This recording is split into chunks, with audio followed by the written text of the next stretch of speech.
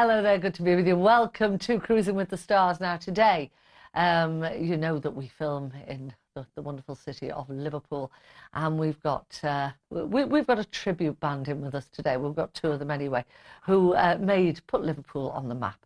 The Beatles, of course, they're who I'm talking about, and we have a tribute band to them called the Cavernites, and they are the two Glens, Glenn Mitchell and Glenn Griffiths. Hi, nice to have you both here today. You look in the part, it has to be said. Very good indeed. Where did you get the name, the Cavernites, from? It's a complicated story in a way. The original band name was The Cavern. We were called The Cavern, and we got booked by Bill Heckle from Cavern City Tours to do the Beatles Festival. Yeah. And he gave us the job of doing a replication of the Beatles' early days in the Cavern, an afternoon session and an evening session.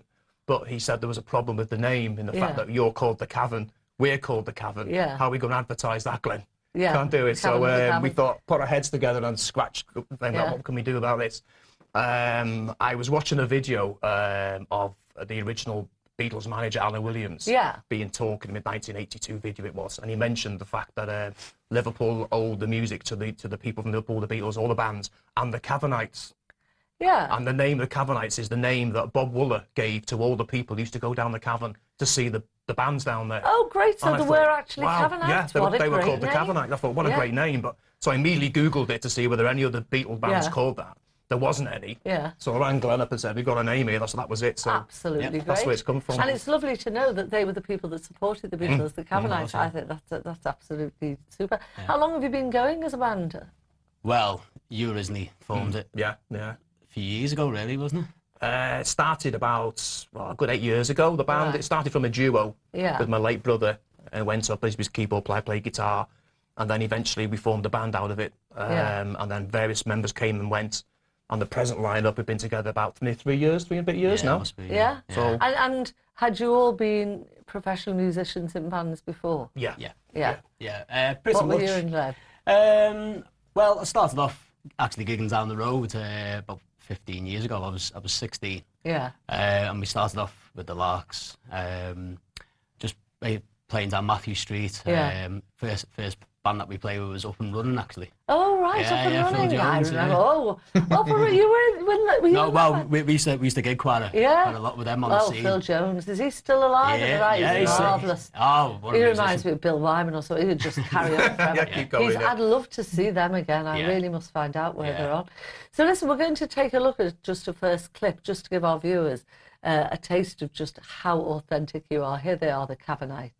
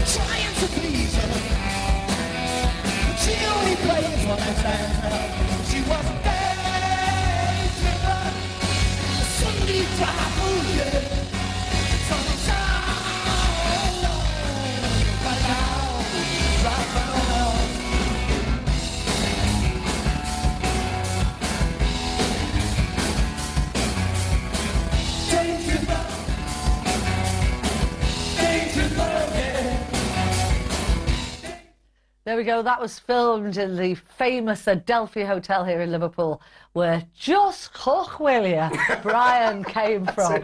Yeah, that was great. Now, you describe yourself as a reenactment tribute. That sounds very highfalutin. What is that?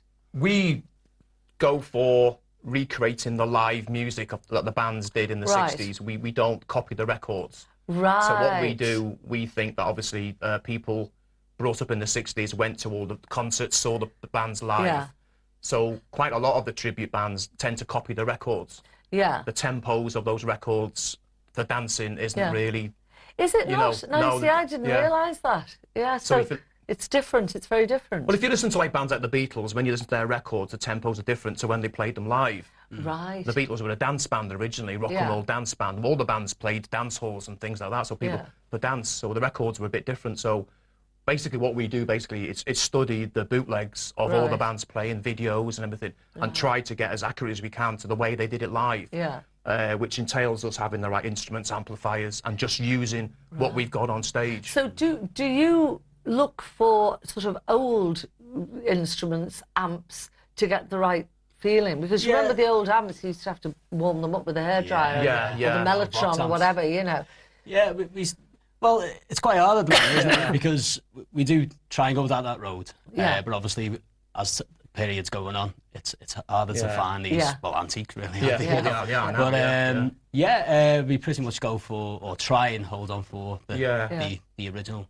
Right. Why do you think the 60s is so iconic? Why does it still hold people's interests and you know, carry on drawing younger people in all the time? What was so special about it? I think it's the music, isn't it? It's so fresh. I mean, the bands are influenced by all the modern bands coming up, so influenced by the Beatles and the Stones and all those bands. Yeah. You could take some of those albums now and play them to somebody who didn't even know who they were, and they think it was a modern band playing. Right. So who's your favourite 60s band? Go on, Glenn. You've got different ones. How many few, haven't you? Well, apart from the Beatles, I think. The Who, for me. Oh, yes. Yeah. I think. Yeah. And what about Rolling Stones, probably the Who and the Hollies. Yeah. Oh, I love the Hollies. Bands, you know. Are so musical. What do you think of the Stones' new one? All right, we like it, don't we? Fabulous. Yeah, we listen to that on the way down, don't we? Really rocking one. We're going to get jamming that one, I think. Brilliant. Yeah, you'll have to. Well, listen, we're going to take a look at you performing again. Here they are, Twist and Shout. Good. We're going to end on this one. Well, not really, but you know what I mean. This is one from 1962. He used to end our shows on this one, or even begin them sometimes. This one's called Twist and Shout. Clap your hands.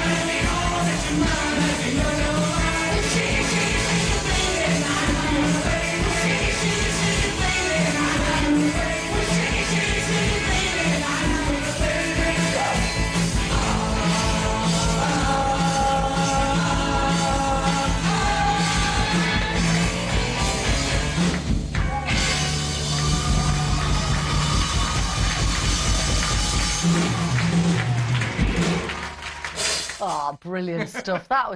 It does sound so very, very authentic. Where was that one filmed? That's the Pavilion Theatre in North Wales, in Rhyl. Oh, right. Yeah, yeah. Oh, that's lovely there, the yeah. Pavilion. Yes, Lovely. Yeah. That's really good. That was an absolutely,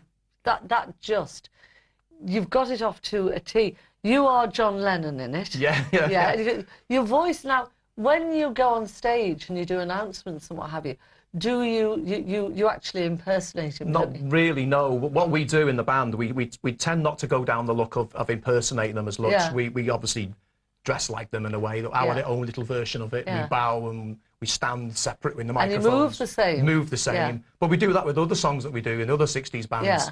So we tend to give people an illusion, so we make their own minds up of who we are. We don't tend to put on the accents or do that type of thing. Because you did really. sound like him, that's why I said. Just it comes out. And you were a very, very good George Harrison with you as well. Yeah. He does a good George Shuffle. He's don't he? marvellous. I do, yeah. No. Well, listen, we're going to take a quick break and we'll be back in 2.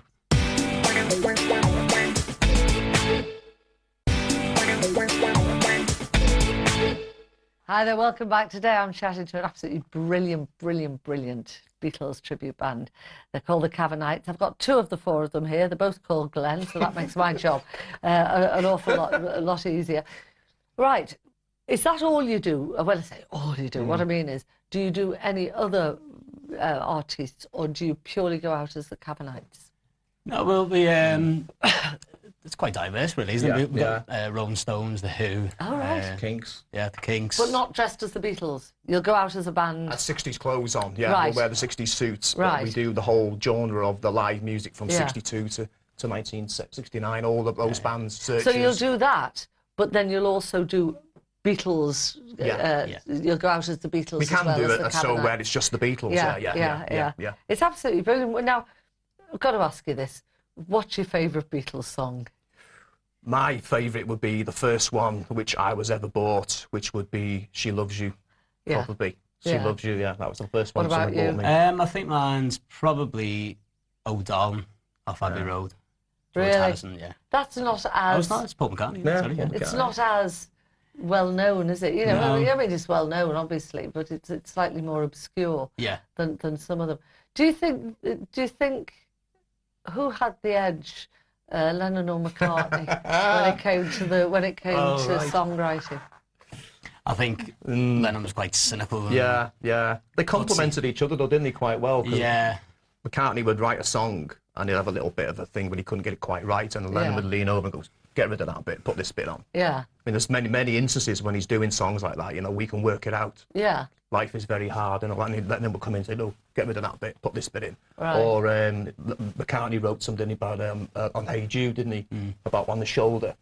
And McCartney wanted to rub that out, and Lennon said, oh, don't do that. Yeah. Keep that in, that's the best part of the song. Really? So they complemented each other, you know, in what they did. Like, I think in later years, McCartney was always known for doing this sort of smoozy songs, wasn't he? And all, you know. Well, McCartney, I mean, who I think is great, in a little sense, he lost it when he let his heart rule his head and let Linda McCartney sing with Wings. No, you know what I mean. I'm not being horrible. It's a fact. It was the happiest relationship, the happiest marriage.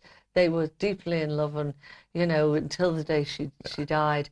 But he sometimes, you know, a man's not got to do what a man's not got to do. That's why we're not having any women in the band, isn't it, mate? Yeah. Keep them away. Are there any Beatles songs that you don't know that you'd like to perform that you haven't done yet? I think for me personally it would be Helter Skelter. Yeah. I don't even know that. Helter Skelter's a bit heavy one, very heavy. Is it? Yeah, Off the White Album, innit? Yeah. Do you think there were frustrated rockers who discovered that there was, you know, the girls would scream more and they'd be more universally accepted if they stayed the sort of clean-cut Beatles? Because they had an awful lot of rock in them, didn't they? Yeah, they did, certainly. I like Revolution. Oh, I love that. Another one, but there's 2 different versions of that. There's a slow one and a rocked-up one. And Jojo. Yeah. I mean, Jojo's we do that really... one, Get Back. Oh, I love that, Get Back, Jojo. Get What Back. am I talking about? Jojo. Now, the fans in the 60s were always being asked, who's your favourite Beatle? And I mean, all the young girls love Paul McCartney. I mean, Paul Ringo didn't get much of it, did he? Like our drummer. Our drummer. Yeah. So he does. So who's your favourite Beatle? It'd have to be John, wouldn't it, really, Yeah. I think? Yeah, just something about the guy, wasn't he? Yeah. You know, just had so much charisma and musicianship and what about you, songwriting. Glenn? I disagree. I think George Harrison. No, I think George Harrison. Yeah, the guy himself, he's just amazing, wasn't he? You know, Yeah, beautiful he's brilliant. person. It was easy to fall for Paul McCartney because he's a very obvious little idol, isn't he? Yeah, yeah. But anyway, listen, we're going to take another listen to you. Here we go, the Cavernites.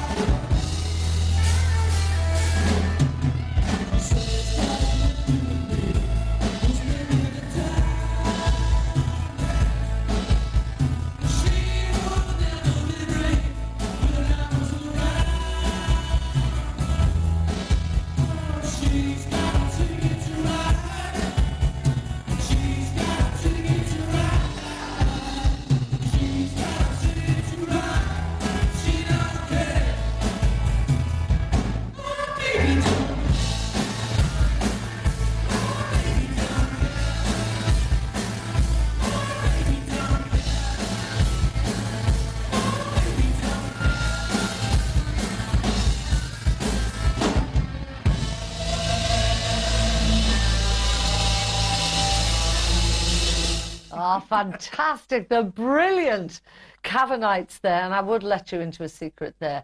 They'd been up for nearly 2 nights at the Beatles Festival, and Glenn here had a hell of a hangover. Yeah. Serves you right. Serves you right.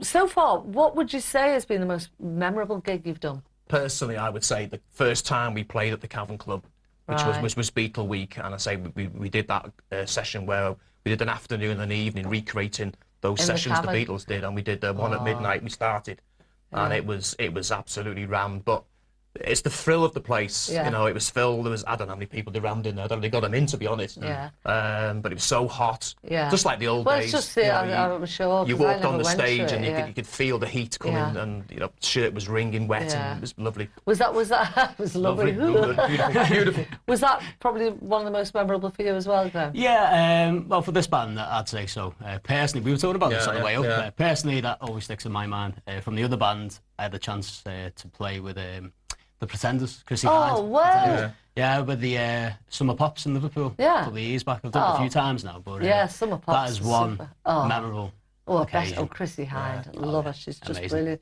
Now, you start a summer season in Blackpool next year. You've got a new show called 60s Mania. Tell us a little bit about that. Yeah, basically, it's for the summer season in Blackpool, I say, and we're recreating a 60s Mania show, which involves obviously taking it from early 60s right through to late 60s, based on the Beatles and the Stones. Where will you be performing? It's at the Philharmonic. In Blackpool. Oh, that will be brilliant. And you're doing a full season? Yep. Oh, I'll have to come and see it. It's like a multimedia show, it is, with a big projector behind a screen. And have you ever met any of the original 60s performers? We've met a few over the years. Yeah, Jerry Marsden was last one. Yeah. So, what a guy, Oh, he's lovely. Mike Pender and all them, Also, now I've just noted here, looking at some of the notes you gave me, that you're playing on board the Oasis of the Seas, which at the moment is the biggest cruise ship in the world. And that's in a special Beatles cruise. Just briefly, what's that all about? What are you doing It's there? a gentleman called Woody Lipton who's organising it, called Beatles Cruise. Yeah. It's obviously the biggest liner at the time in the world. Yeah. It goes from Fort Lauderdale to New York, from New York to Liverpool. Yeah. Based on in the new terminal they've got there for the ocean liners. Oh, we've been booked to play on it. Yeah. But it's so big, I worry whether it'll fit. Well, apparently they have a replica of Central Park in the middle of the boat. That just boggles your mind. It's Central Park in the middle of the boat, and you go round it on a boat. Yeah, probably. How brilliant. Well, listen, it's almost time to go time. We've only got a few seconds left. One word, if you could have joined any 60s band, which would you have joined, Glenn? The Who. And which would you have The Hollies. The Hollies, so the Beatles. Oh, Beatles. Don't get a The Beatles. Sorry. Listen, from the Cavernites and from me, Deb, till next time. You've been brilliant. Thank you. See you soon. Take care.